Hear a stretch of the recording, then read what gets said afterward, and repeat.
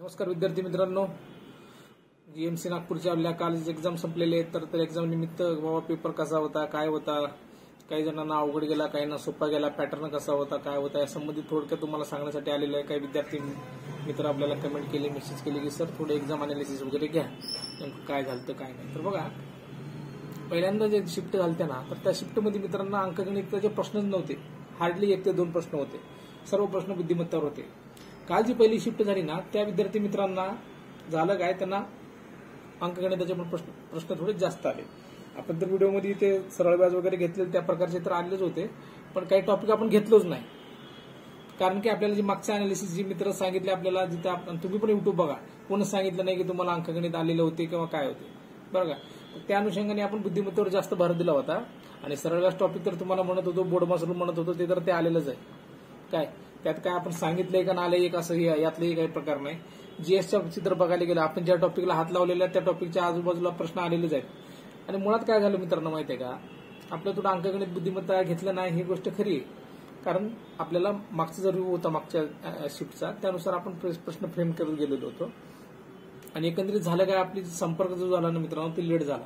आता हार्डली जर आपण चॅनलवर तुम्ही पाहायला गेलं ना, 6 ते 7 व्हिडिओ अपलोड आहेत. 15 मिनिटं 20 मिनिटं असे 2 तासामध्ये 2 तासाचा व्हिडिओ होतील सगळे मिळून बघायला गेल्यावर. तर त्या 2 तासामध्ये आपल्याला जेवढं करता आलं ते आपण केलं. फक्त प्रॉब्लेम काय झाला, आपण उशिरा कनेक्ट झालो एवढंच, बाकी काय नाही. तर आता त्या माध्यमातून मला एकच सांगायचं आहे, आपला डाटा काय असतो काय नसतो हे बघा. काय काय तुम्हाला जे डाटा दिलेलं ते तुम्हाला एमपीसीला पण कामाला येणार आहे. डायरेक्ट एमपीसी बोलतो मी, बाकी तर सोडून द्या. म्हणजे सरळ शिवाय अजून जी आता बीएमसीची एक्झाम येणार आहे म्हणा, फॉरेन्सिक वाल्यांची जी एक्झाम आहेत, त्यासाठी तर आता आपल्याला थोडे जास्त दिवस भेटणार आहेत, त्यामुळे आपण त्याच्यावर थोडे जास्तच काम करणार आहे. आणि बघा मित्रांनो, एक महत्वाची गोष्ट लक्षात ठेवा, एक्झाम कोणतीही असू दे, बरं का, तुमच्याकडे जर कंटेंट असेल ना, तर तुम्ही ती एक्झाम कशी पण पास होता. काय होतं मित्रांचं, आता एक्झाम जवळ आली, कोणतीतरी युट्यूबवर अपलोड करते व्हिडिओ, 100 प्रश्न घेतात, ते 100 प्रश्न आपण सोडत बसायचं. अरे मला काय म्हणायचं आहे, पण ते 100 प्रश्नातले आहे तसे प्रश्न यायला पाहिजे ना. असे प्रश्न येत नसतात ना, आहे तसे प्रश्न कसे येतील एक्झामला. त्यामुळे माझं काय म्हणणं आहे, तुम्ही पहिला तुमचा कंटेंट जो आहे ना, तुमचा आवाका वाढवा अभ्यासाचा. म्हणजे आपल्याकडे डाटा आपल्याकडे कलेक्ट झाला पाहिजे सगळ्या गोष्टीचा.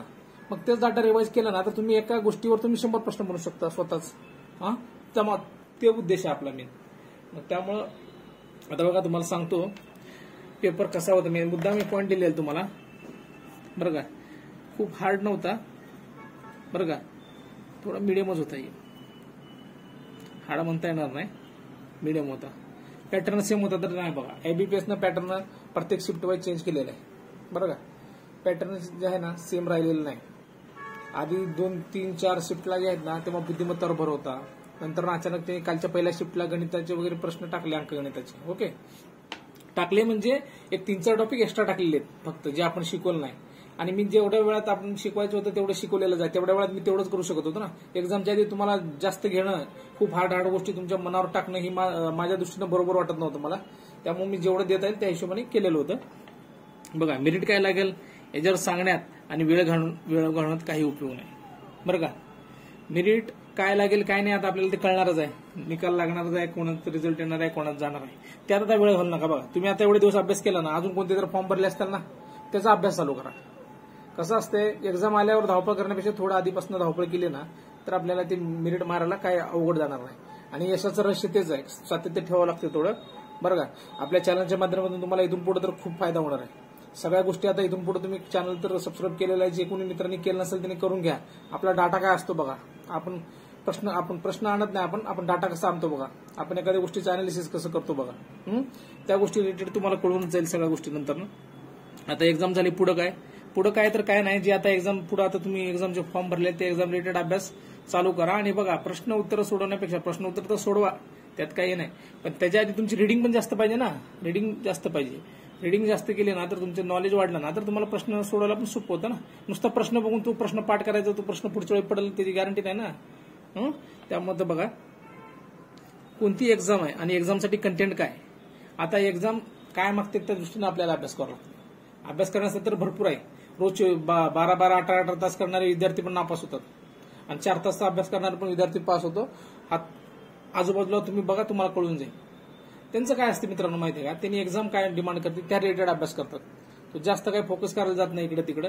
जेवढे एक्झामचं सिलेबस दिले त्या सिलेबसचं पॉईंट पकडायचे आणि ते एक्झामचे आता TCS ने घेतले किंवा IBPS ने MPSC ने घेतले तर त्या एक्झामचे मागचे प्रिव्हियस क्वेश्चन्स बघायचे. त्यातनं आपल्याला एक पूर्णपणे अंदाज येऊन जातो की बाबा आपल्याला वाचायचं काय, कमी वेळामध्ये पण सुद्धा पास कसं व्हायचं त्यातनं कळून जातं. बरं का. वरचं थोडंफार प्रश्न आता शिफ्ट वाईज असल्यामुळे थोडंफार आपल्याला एखादा आपलं वाचलेलं आलं नाही आलं. आता बघा परवाच मी व्हिडिओमध्ये 15 वृत्तपत्र तुम्हाला प्रत्येक क्षेत्रा रिलेटेड सांगत होतो ना मी, शॉर्ट सांगायचो आणि हिच्या रिलेटेड टॉपिक येणार आहे म्हणलो होतो. आता मी काळ वृत्तपत्र ते एक 10-12 लिहिले होते, त्या वृत्तपत्रामध्ये काळ वृत्तपत्र म्हणलो. काय मी ते वृत्तपत्र त्यात मेन्शन केलं, अजून बाकीचे भरपूर होते ना. कारण एक अंदाज असतो बाबा कसं असतंय, एक्झामिनरची प्रश्न विचारायची स्ट्रॅटर्जी असते ना त्या अनालिसिसवरून समजत जाते, ते तुम्हाला पण समजतील हळूहळू, त्यात काय वाद नाही. ओके. तर बघा पुढे तयारी कशी करायची. तयारी काय नाही, आपलं सिलेबस पकडायचा, सिलेबसनुसार अभ्यास करायचा, टॉपिक क्लिअर करायचे. बघा आता तुम्हाला एखाद्या समजा पार्टनरशिपचे प्रॉब्लेम येत नाही, पार्टनरशिप धडा करा आणि तुम्ही मला कमेंट करत राहा कोणतं टॉपिक पाहिजे, मी तर तुमच्यासाठी अवेलेबल आहे. तुम्ही जे टॉपिक म्हणाल तो टॉपिक मी डिटेल घेऊन येतो, मला काय नाही. फक्त तुम्ही कोणत्या ना कोणत्या माध्यमातून टॉपिक क्लिअर करा. टॉपिक क्लिअर झाली की तुम्हाला नंतर 100 वेळा तेच टॉपिक करायचं नाही. प्रत्येक एक्झामला येणारे टॉपिक आहेत ना, एकदा कन्सेप्ट क्लिअर झाली की तुम्हाला नंतर अभ्यास जास्त करायची पण गरज नाही, धावपळ करायची गरज नाही, काय नाही. तर बघा मित्रांनो आता एकंदरीत बघा आता जी GMCची एक्झाम येणार आहेत, आता फॉरेन्सिक डिपार्टमेंटची जी एक्झाम आहेत, मुंबई पोलीस भरतीचे तर मित्रांचे पेपर्स आहेत, त्या सर्वांसाठी तर व्हिडिओ आपला उपयुक्त आता असणार आहे इथून पुढचे सगळे. आणि बघा जे कोणी MPSC आता तुम्ही मागे बघितलं आपल्या ग्रुपवर, तर मी कंबाईनचे पेपर सुद्धा सोडून टाकलेले आहेत. ग्रुप बीचे, ग्रुप सीचे तर काय असे सोडू आपण, त्याचं काय नाही. तर बघा चॅनलसोबत कनेक्ट राहा, ज्यांनी कोणी सबस्क्राईब केलं नाही त्यांनी सबस्क्राईब करा. आणि एक महत्वाची गोष्ट, जे कोणी टेलिग्राम चॅनल जॉईन केलं ना ते टेलिग्राम चॅनल कंपल्सरी जॉईन करून घ्या. कारण काय माहितीये का, शिकवणार तर मी जेवढं शिकवणार तेवढं शिकवणारच आहे तुम्हाला ऑनलाईन.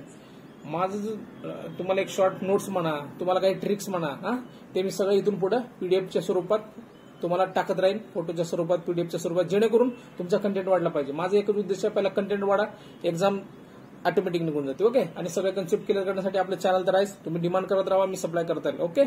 ठीक आहे मित्रांनो, धन्यवाद. अजून भेटू पुढच्या व्हिडिओमध्ये. थँक्यू.